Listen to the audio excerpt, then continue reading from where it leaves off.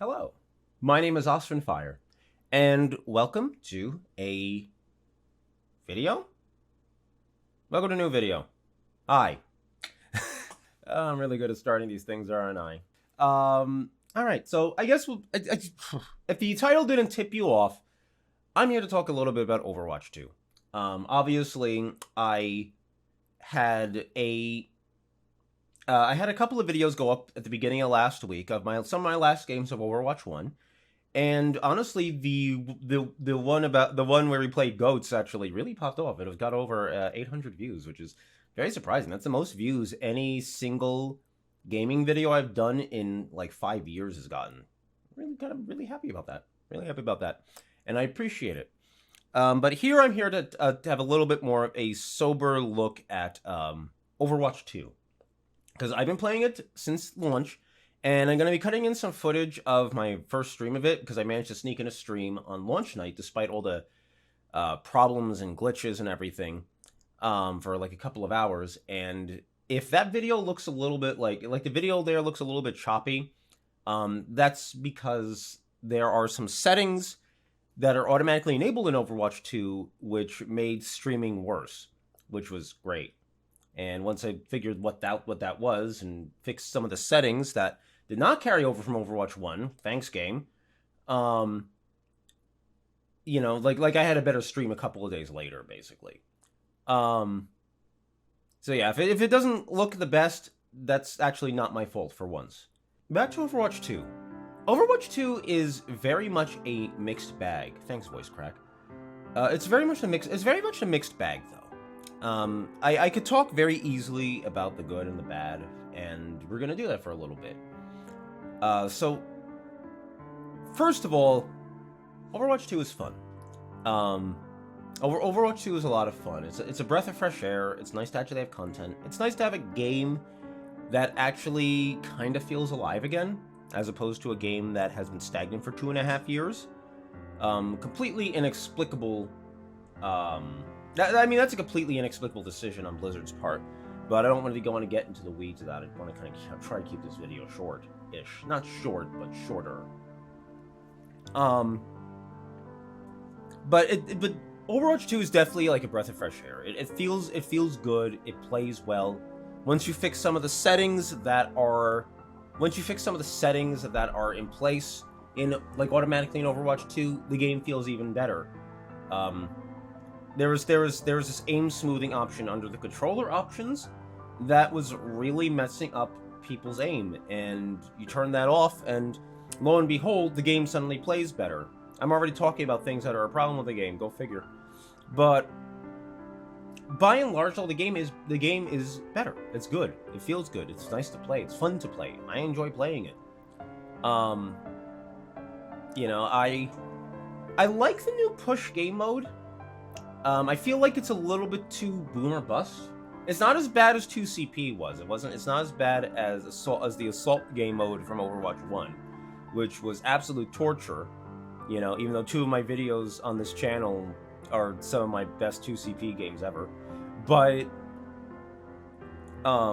whereas like 2CP was torture, push is better, but it has this issue where it has this problem where the momentum tends to favor the team that wins at the first fight and gets the first push on the bot, and that's not good. It doesn't have the best flow. It's still fun, and I've definitely had plenty of games where the game gets clutched by the team that is kind of on the back foot, and those games are pretty exciting. They're pretty fun.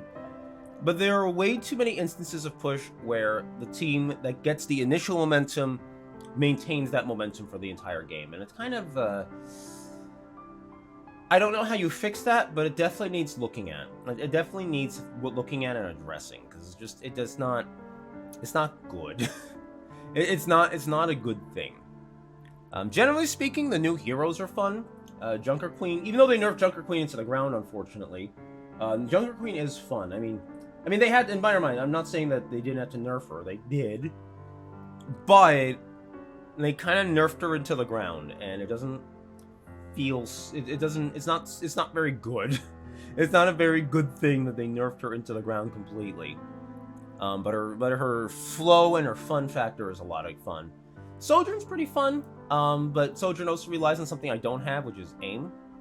I'm not the best aimer on the planet. Again, it did improve when I fixed that setting that I referred to earlier, but Sojourn is a little bit too much of a skill shot hero for me to get good value with. And then Kiriko. Kiriko's fun. I like that Kiriko launched not feeling completely broken and overpowered. The fact that she requires a lot of skill to handle properly means that she's not that she doesn't break the game balance state. You have to be good at her in order to get value with her, and that's okay, that's good. I like that. I like that you actually have to be good, and that's just not easy value at launch like Brig or Sigma were. You know what I mean? By and large, though, the game's a lot of fun. I like the changes to the maps. I like I like the fact they tried to add some more cover into some of the maps so that they're not so open and you're not getting shot down as frequently. You have places to hide with one less tank in every game. The 5v5 format, which everyone may recall, I was super critical of on this channel when they had announced it. It's actually pretty good. It's not, I wasn't expecting it to be as good as it was, but it definitely feels fine.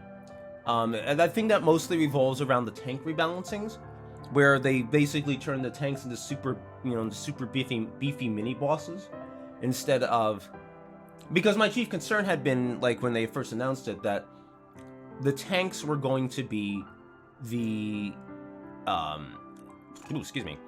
The chief problem is that I thought the tanks were going to be in their Overwatch 1 balance states. Ryan was gonna have 500 health, and everything, and it's just I was okay, they actually buffed the tanks though, and they actually made them so that they could actually survive more than 2 seconds after peeking around a corner, which was a serious problem in Overwatch 1. So that's nice. It's all nice. It's all nice. It all feels very good. And then there's the problems. Of course, Overwatch 2 launched with a lot of technical issues and problems. The servers, of course, they got DDoSed, as they mentioned they got DDoSed, and that obviously lent a lot of problems to the first couple of days of the game's launch. Can't blame Blizzard for that. I don't know if because of the DDoS attacks, I can't say for certain if Blizzard was underprepared for the influx of players they got the first few days of the game's existence. My inclination is to think they were probably better prepared they were probably better prepared for that than we realize. I definitely have experienced worse game launches than Overwatch 2. Honestly, I would say that Final Fantasy XIV Endwalker had a worse launch, because the queues were absolutely endless and everything. Though people were a lot more forgiving of the Final Fantasy XIV team for myriad reasons that I'm not going to get into here. And then, okay, so for this, I'm actually gonna let me change things up here. Let me actually go into the game because I want to talk about the Battle Pass. All right, so here we are in game, the Overwatch 2 Battle Pass. Wait till you see me So on my bike.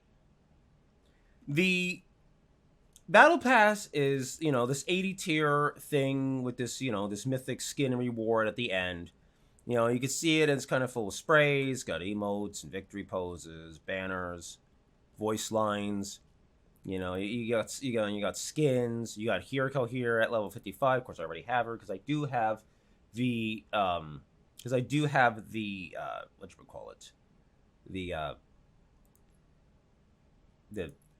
why can't I remember the word for the why can't I remember the word for the bought version of the Battle Pass? Oh, that's terrible. That's actually terrible. That's actually Premium Battle Pass. Thank you. I knew I was going to find it if I went in there. But I do have the premium battle pass because I did buy the Watchpoint pack before beta 2. I decided that it was basically okay if I gave, Blizzard a little bit of a buy-in, for this new monetization scheme, just to give it a shot. And the simple fact of the matter is I've never played a game. Excuse me, I've never played a game with a battle pass in it before. And the one thing I do know, of course, is that battle passes are not a good thing. Battle passes are not a good thing. Just like loot boxes, just like gacha mechanics, they're not a good thing. And this battle pass is not a very good thing. The simple fact of the matter is, just going through the tiers, there's not a lot here. This is, it's mostly cheap crap. It's mostly stuff that doesn't have a lot of value, and then occasionally you get a skin. And this isn't very valuable either. This skin isn't very, this skin isn't much to talk about. It's an epic tier skin, but that's whatever. This one's not bad. I mean, I like this skin. This looks pretty cool. But generally speaking, there's not much to there's not much underpinning the battle pass here. And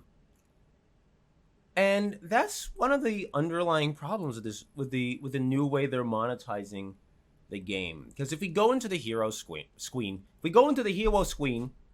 we'll just, we're gonna, we'll take a look at you. Ash is a bad one because I have all of Ash's skins. Who do I not have all the skins for? I don't have all the skins for Hanzo.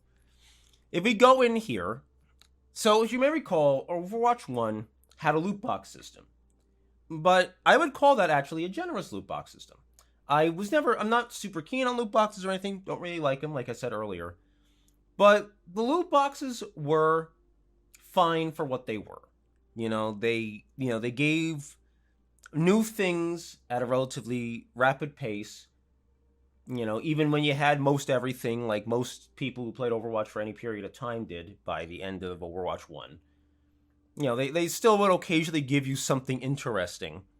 Like the event boxes especially.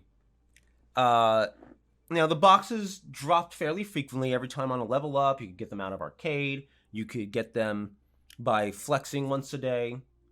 There was plenty of ways to get loot boxes. And when you got duplicates in the loot boxes, you would get currency. You would get the legacy credits, as they're called now. You get Overwatch 1's legacy credits to spend on cosmetics eventually. Well, all that's gone. Now you can only ever pay for things you don't have. Now, if you have legacy credits, you can buy things. If you have legacy credits, you can buy things out of the shop. Now, you can't do this with Hanzo, incidentally, because it's only available when it's in the shop, the screen I've been in a couple of times now. But when you can buy a cosmetic item, you do have the option to choose between using your legacy credits or your with real money Overwatch coins. But the problem with that is that now that means that there is no way to earn cosmetics through playing the game. The game no longer respects your time.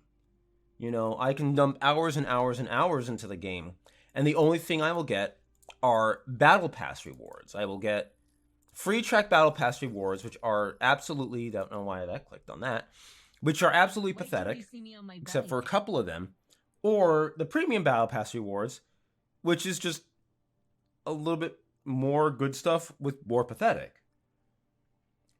And I don't understand what actual genius in Blizzard thought this was a good idea, okay?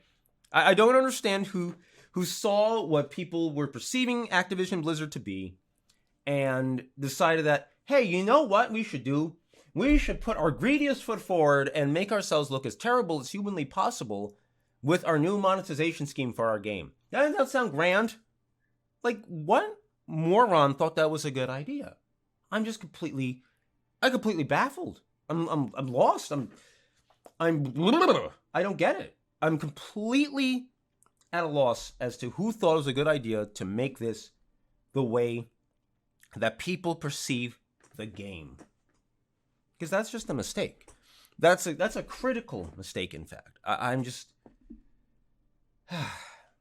it's stupid. It's stupid. And I don't understand it. You know? This looks bad and it is bad. You know what I mean? I mean, I'll tell you right now, as far as the battle pass is concerned, it's actually easy enough to level up. And I'm glad that the battle pass itself is not like this ginormous grind wall. If I manage to get more than a quarter of the way through the battle pass, you know, in just 5 days, that's actually pretty good in my opinion in terms of like time investment, because I can spread that time out more over the course of a season and be just fine and get what and get the stuff I want to get. You know what I mean?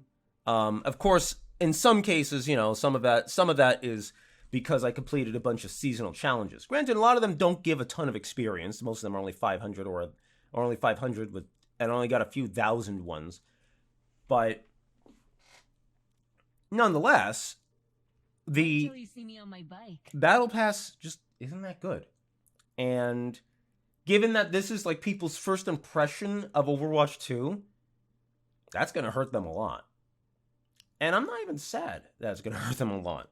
Because if they're going to be this openly greedy about it, they kind of deserve to be hurt a lot on it. Okay, so that's talking about the battle pass, and that's talking about my disappointment with that. Not that I'm surprised, but disappointment nonetheless is the correct word. But just to finish off this video real quick, I want to talk just for a moment about... I just want to talk for a moment about being honest about things. The simple fact of the matter is, I don't watch a lot of Overwatch content creators, you know, streamers, YouTubers, etc. I don't watch a lot of them, but I watch a fair number, you know, at least half a dozen. I'd say that's fair. That's a fair number, because you only have so much time in the day after all. And something I have noticed is that a lot of them,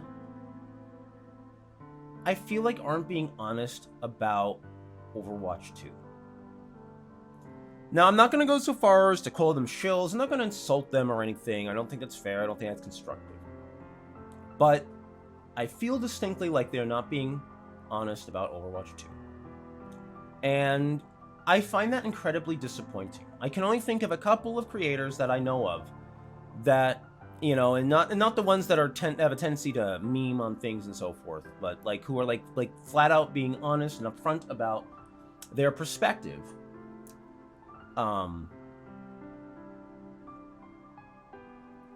And I find that kind of disappointing because, you know, I was looking into Battle Pass, you know, when people were talking about it, and it seemed, even before I was playing the game, it's like, this thing seems unimpressive.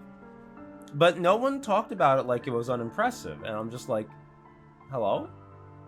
You know, it's like, there's a thing about being a content creator for anything, whether you're talking about video games, you're talking about movies, you're talking about television shows or books, or anything, is that what you're trying to do, or what you have already done, is you're trying to amass a following. And you're trying to create a community and an environment where, you know, you give people your opinion, your perspective, or you make them laugh, or whatever. But the thing you owe people more than anything, if you're doing that, is the truth. You owe them the truth, you owe them honesty. And I feel like way too many Overwatch content creators have not been honest enough about what Overwatch 2 is. I mean, don't get me wrong, I understand why they want to hype up the game. I understand they don't want the game to fail. A lot of them have their lives and their livelihoods invested in Overwatch 2 being a success. So I can't blame them for wanting to hype the game up a bit. But the simple fact of the matter is, Overwatch 2 is not the most impressive thing on the planet. It's smaller than we were promised. It's underwhelming. I mean, it's very fun, But something can be underwhelming, it can be small, and it can still be fun. You know, I think the game is a lot of fun. But this is, we're not getting what we should have gotten. And I don't even necessarily blame, was it Team 4 at Blizzard? The development team at Overwatch, for Overwatch? I don't necessarily blame them. They clearly got jerked around by upper-level management decision-making. Trust me, I understand how that works. You know, like I get it. I understand it. I fully grasp the situation in that regard. But it doesn't change the fact that Overwatch 2 is it's not a sequel, it's a glorified expansion, and that expansion isn't even anywhere close to what it needed to be on launch. You know what I mean? And I think that is the biggest takeaway. And to see the majority of content creators out there, you know, actually like, there's the best battle pass ever, you know, or like going, oh my gosh, this game is amazing. No, it's just a breath of fresh air. The simple fact of the matter is, I was talking earlier about what I really like about the game, and I just don't know if that's the honeymoon period effect, where I'm just really excited to have something new after 2.5 years of absolutely nothing. You know what I mean? I don't know if that's just what it is. And that, in and of itself, is inherently concerning, because if it really is just like that honeymoon effect, then guess what? This game's gonna get boring really fast. And if it's gonna get boring for someone who likes Overwatch in the first place, if it's gonna get boring for me, who likes Overwatch in the first place, then what is it gonna be for all the regular people out there who are just trying it because it's a fad? Does this mean that in 2 or 3 months we're gonna be right down to the same problem with Overwatch 1, where the population is low, and because there's no one playing, the queue times are long, and we're bored, and it's tedious? And I really just wish that there were more people bringing up these, honestly, very serious potential problems. In addition to the problems we've already seen and we've already talked about in this video, I wish that someone there was actually talking about this stuff. I guess I will, but I'm only a tiny little guy down here. Barely any followers and any viewers. So anyway, thank you for watching. I hope you enjoyed this video. I'm not really sure enjoyed is the right word though, given the nature of the video. But I thank you for watching if you did. And until next time, everybody.